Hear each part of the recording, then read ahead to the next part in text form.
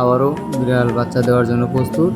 এই যে বাচ্চা প্রায় এসে পড়েছে, আর একটু চাপ দিলে বাচ্চাটা এসে পড়বে। বিড়ালটা অনেকটা বাচ্চা হওয়ার সময় অনেকটা দুর্বল হয়ে যায়, কারণ অনেক কষ্ট হয়ে যায়, তার জন্য তার সারা রাত লাগে, বাচ্চা হতে সারা রাত লাগে। অন্যান্য বিড়াল দেখছি আধা ঘন্টা 1 ঘন্টার ভিতরে সবগুলো বাচ্চা হয়ে যায়, আর ওর বাচ্চা হতে 5টা বাচ্চা হয়েছে। 5টা মনে করেন যে সারা রাত লাগছে, সারা রাতে লাস্টে বাচ্চা একটা হয়েছে, ওইটা সকাল 5:30টার দিকে।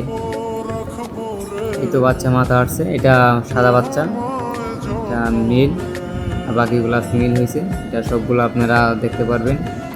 এদিকে আরেকটা আছে, ওইটা ফিমেল। বাচ্চার কোয়ালিটি এবার সবগুলা ইনশাল্লাহ ভালো আছে।